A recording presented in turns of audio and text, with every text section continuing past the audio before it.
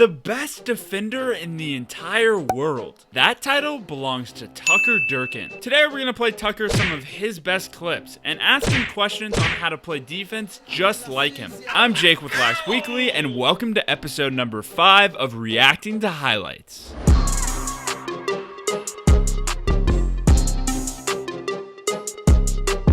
Okay, Tucker, we got to start here with your matchup against Lyle Thompson. This is one of the most viewed matchups ever, and I wanted to get your take on what it was like to guard one of the greatest to do it.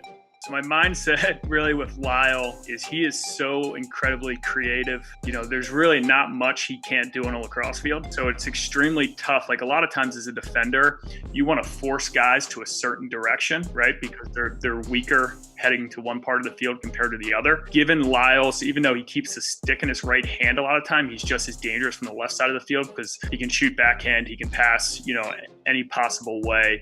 I was trying my best to just almost play basketball defense versus him and just try to keep my feet right in front of him as much as possible and just keep myself. My goal was just to try to keep myself between him and the goal. He's also, as you'll see, he's so agile and nimble at the point of attack, meaning when you do get your hands on him, he's so athletic and so good at using any false power or any extra aggression that you try to send his way, he just rolls the opposite way. So a lot about playing Lyle for me was just really trying to be disciplined and really just, being as fundamental as possible. And for me, it's tough, trying not to get over aggressive because I do that a lot with some guys, but with him, he's so talented that you just have to be very patient, almost like an offensive lineman, being hand placement very important. So, geez, I can't imagine guarding him, but you did such a good job. And now I want to bring it over to another spectacular player, Rob Nell.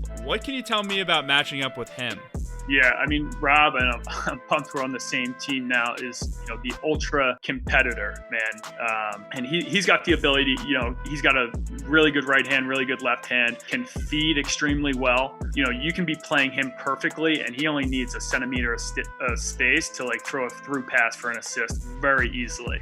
So he's another guy that he's deceptively quick. He's got a quick rocker move and a quick change of direction. When he's going one way, whether it's right at X, he changes very quick, and a lot of times he'll change twice. So he might be going left and then he'll fake like he's going right, and then he rolls back to his left. I think that's probably his most effective move in my opinion. I probably have 20 pounds on Rob, but he is strong. He's very strong. So when you lock up with him, again, you can't get over aggressive, or he's very quick to roll you inside. If I get over aggressive on Rob, he's fast enough to run by you. He's strong enough to absorb that contact and still get a good shot or an effective feed on. Yeah, I feel like Rob can do pretty much anything on the field. And one question I actually had was, when you get scored on by someone who makes a good play, is it just focus on the next play, or how do you keep your composure when something like that happens? Yeah, no, that's a great question, and it's probably part of the game, specifically playing defense and really just athletics in general, of how you kind of keep your confidence high when things don't go your way. So look, I mean, I'd be lying to you if I said nothing ever changes, right? There's some games where you're playing really well and you're dialed in, things are going your way, you're covering a guy great, and it feels like you can't do anything wrong. And then there's other games, right, where you get run by, you make mistakes, so you have to kind of center yourself and get back to just thinking about that next play. You have to understand, okay, it's not like you can just forget about what happened. If you forget about what happened, it's just going to happen again because they're probably going to try to use that same move. So you have to kind of take a level-headed look at, okay, look, this is what happened. This is why we got beat. This is why I did whatever I did wrong. Now let's fix that and then focus on the next play. Kind of see the difference there? It's important to focus on the next play, but you have to fix what went wrong on the last play. Yeah, I think that's such great advice for young defensemen because, I know I struggle with it, and I know so many people who can just struggle with staying sharp mentally. And now I want to go back to another matchup, Jordan Wolf. Just being as fast as he is, I bet it's so tough to cover him.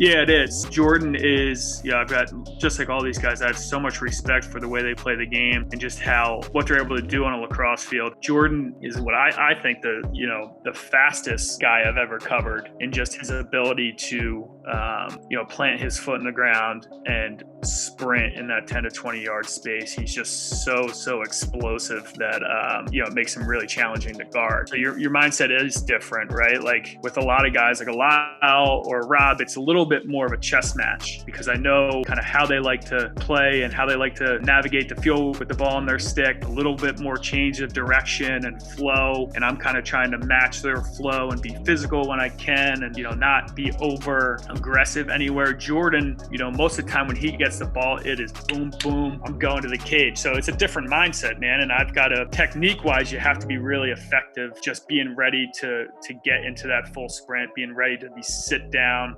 explode really quickly. It's a totally different mindset compared to somebody else. Or like back in the day, my first couple of years, I was covering John Grant Jr., who's probably on the other side of Jordan Wolfe, just in terms of mindset, right? I mean, one of the best players ever, and he's still playing, which is crazy. His was very like, the mindset versus Junior was, you have to be very physical, but you have to be extremely disciplined. And it was even more of a chess match because he could throw the ball from anywhere, he could shoot from anywhere, but it was much more, it was slower and more technique. And versus Jordan, while you need great technique, you better be able to freaking sprint and to be able to get your hands on it. I've talked about quite enough about Jordan Wolfe is just how strong he is at the point of attack. So when he lowers his shoulder, because he's so fast, his legs are so strong, he's really hard to knock off of his line because he's so powerful. And hey, by the way, if you're new here, every single Tuesday I send out a newsletter packed with tangible advice on how you can become a great lacrosse player. Over 1,000 lacrosse players are already subscribed to it. So anyways, I'll leave a link down in the description where you can go subscribe now. Now let's get back to the video. I want to know, you're known as the most intimidating defender out there, but I'm curious, do you ever get nervous before games? Yeah, man. I mean, just like everybody else, I kind of keep to myself before games. I'm not like the guy running around the locker room headbutting everybody. Try to channel my excitement and my nervousness, a lot of times by walking around the stadium or I like to get out of the locker room for a little bit, but just like everybody else, I'm super excited for games. Some games I'm more nervous than others. And to be honest with you, I don't always know why. Yeah, I mean, I can definitely relate to that. And do you do anything specifically for your mental game, whether it's visualization or journaling or anything like that? Yeah, that's a great question. So there's a couple of things. One, it starts with the preparation, right? So making sure that you're digging in during the week, into film, into your matchup, into the offense. So that in itself mentally helps me a lot because I know I'm prepared. I know I at least did during the week what I'm supposed to and hopefully more to prepare myself to be successful. Two is I like to actually visualize plays happening in the upcoming game. You've watched so much film and you visualize, I visualize myself and our defense doing the things that we're talking about doing to be successful versus them. So you visualize those plays before the game is something I've always done since college. I don't know if I did in high school as well, but I've found that kind of helps me mentally. And then another thing is a lot of times I'll have a couple keywords of just things I'll say to myself leading into a game that I think are really important, and it can just be one or two words stick out or, just anything that I think is critical. I'll just have those as kind of words I'll remind myself or say, or athletic stance or, whatever, I think is very critical to being successful. A lot of times I'll have those keywords to try to remind me to do those things. Another thing I know is that you throw some of the hardest checks out there. Do you throw this hard of checks just to get in the offensive player's head? Yeah, I mean, I would say so. I think, in the course of a game and just how juiced up you get when playing, if you have a good time to throw a hard, legal, clean check on somebody's hands or somebody's arms when they have the ball, right? You take advantage of that. I can just say from being juiced up and playing in the games, it happens. You're not trying to hurt anybody. You're trying to hopefully disrupt their flow and hopefully let them know and stop them from doing what they're trying to do. Yeah, I bet getting one of those checks is not the most fun thing ever. You're the first defensive player I've had on this channel, but as an offensive guy, I want to know, is it really annoying if an offensive player is great at writing? I'd say like a good hard riding attackman is definitely like, disrupts the clear a little bit, right? So like, even if you're not going to get there, one thing that I've found, right, is if like, say you've got your simple clear where your D guys are bananing out to the right and they've got a 2-down ride where 2 attackmen are chasing 3, the 2 close defensemen, the goalie, and you're just like, you're swinging, reversing field, and they're like jetting over, they make you rush that extra second, even though they're not going to get there. Let's say once a game, once every other game, it's going to rush that defender to make maybe not the pass that he wanted to make. So I think that's an important lesson for riding attackman, is just like work your hardest, fly around, because although you might not be getting there and like making a check on that defenseman, you're hurrying him and you're forcing him to make a pass and make a read quicker than he otherwise would have. Yeah, that's good to know as an offensive guy, because it's really easy sometimes to want to give up on the ride. And okay, another question. Let's say a guy you're matched up against makes some crazy good play and scores. Are you ever just like at peace with that because they're so good? Yeah, I mean, I don't like it.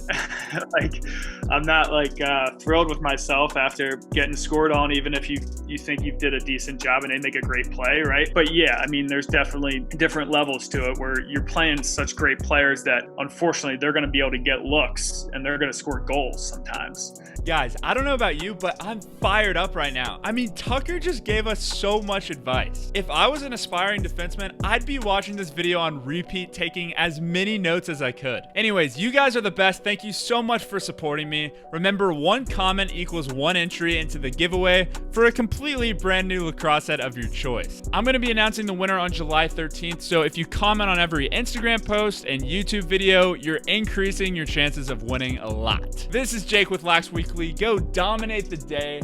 Peace.